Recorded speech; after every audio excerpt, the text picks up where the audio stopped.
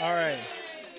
So we have 33 strings with us today. Can you guys please introduce yourselves? Hi, I'm Trevor. I play shamisen. I'm Jeremy, and I play Koto. Hello, I'm Sebastian. I play bass koto koto and shamisen. Hi, I'm Kozue. Yeah, I play all of them too. Can you tell me how you guys began? Sure.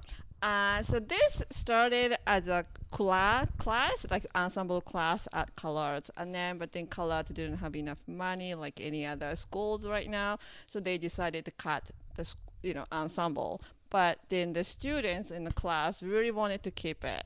So the students so passionate, and they decided, okay, if school is not gonna fund us, we're gonna fund the ensemble. So the students put the whole fundraising event, like Japanese festival on campus, and they're talking to the local business and then all other friends around them, and they put the Japanese festival together and then raised some funds.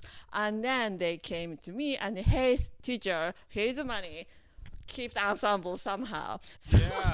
So I was like, okay, let me try something. So I set up the nonprofit, and then also, like, we went to, like, all those people are part of that effort to keep the ensemble going during that time. And then during the summertime, we also went out to the community and talking to community people. Here's our situation. We need a place to practice, blah, blah, blah.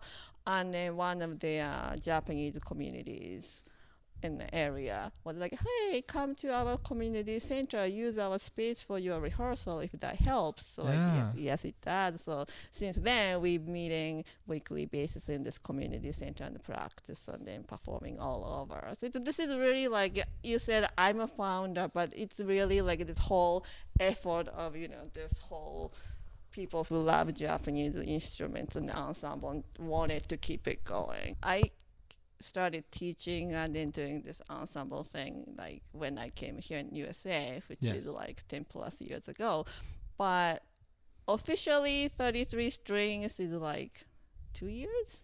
I'm sure people want to know why we call it 33 strings. Who wants to talk about it? Well, 33 represents the amount of strings when you combine koto, bass koto, and shamisen. So shamisen has 3 strings, koto has 13, and bass koto has 17. So if we do the math, it's 33. Yeah, totally. That's so cool. It's also important to think about the fact that this is not Western band setting. So the way the music is developed is totally different. And also we play a bunch of different kinds of music. Sometimes we play like a J-pop song. Sometimes we play contemporary pieces composed by people who play those instruments, or some people who are educated in a Western musical system. And then we play all classical pieces, which is a completely different approach from whatever Western music theory might look like. So depending on what kind of piece we play, the roles are different. And we don't even know if we have a role in that sense. And then in a classical piece, there are so many pieces written for koto. And then later on, means like, let's say, composed in 1600, and then later on means 1800 maybe, around that time. Oh, this koto piece would be cool to have some shamisen part, and the shamisen parts added later, or vice versa. This piece is originally for shamisen, but later on, koto people were like, oh, that's cool, let's join and jam and see what happens, and then now we play as an ensemble piece. So those things are all over. So yeah, it depending on the piece, yeah. Maybe sometimes it depends. There's no specific role, but each instrument matters. The three of us did grow up with like Western music for the most part and Western culture in mind. It's like relearning music in a lot of ways. There's things that are a lot more important in this music that is not really talked about in Western music, and it's very fascinating. I really enjoy it. The pieces we played today, at least we could feel like 1, 2, 3, 4, 1, 2, 3, 4, and stuff like that. Feel that. However, in the classical pieces, there's no time signature. So if you try to find the downbeat, like, you're gonna be confused. I never ever went to music school until I went to college. Like, I don't have any like basic Western music education.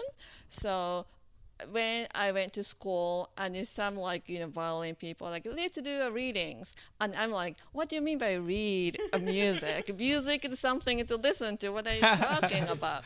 I mean, that was like, that's how my education as a koto performer is pretty different. Like for us, music is something to listen to. What is on in front of you is just a supportive thing. So Yeah. you're gonna listen to teacher, you're gonna mimic teacher, you're gonna play the way teacher plays. So you're gonna hear it. You're not so gonna like read this it. Yeah. music sheet doesn't have much of the information. They don't have a dynamics. They don't have a tempo much of. So like we have to listen to teacher to get this emotion going. Like when we're gonna get excited and get faster and stuff, is you have to listen. You can't read. Yeah. Mhm. That and throughout all the pieces, I noticed you guys finished by bowing to each other. Can you explain that a little bit? Bowing is very important in Japanese culture. So we bow. And then we are bowing each other, or maybe we are bowing to the audience. Thank you for listening. Something like that. So we bow all the time. It's like beginning of the meeting, end of the meeting. My last question for you guys is, if you were to give any advice to any aspiring musicians out there, what would it be? Music in life, it's always a marathon. There's so much to do, and there is so much time to do it. I feel like as an aspiring musician myself, like the advice that I could give and also to myself is, I don't know, practice a lot. Practice. Heard it. Always. Yeah. Just get it started, and once you get started, everything just kind of falls into place. Be honest to yourself. Be truthful to yourself. Like people are gonna say a whole bunch of things to you, but just listen to yourself. What you really want to do it, what you really like doing it, and then just follow that. Because that's the thing you can keep doing. Unless you are really truthful. Like you don't want to be thinking, I should be doing that, I should be doing this. You just want to do stuff you really want to do, like truly. Like, so important thing is, I guess, know what you like, and then just try things out, and you will find something like you can't help but doing. That's what you want. Really invest into community.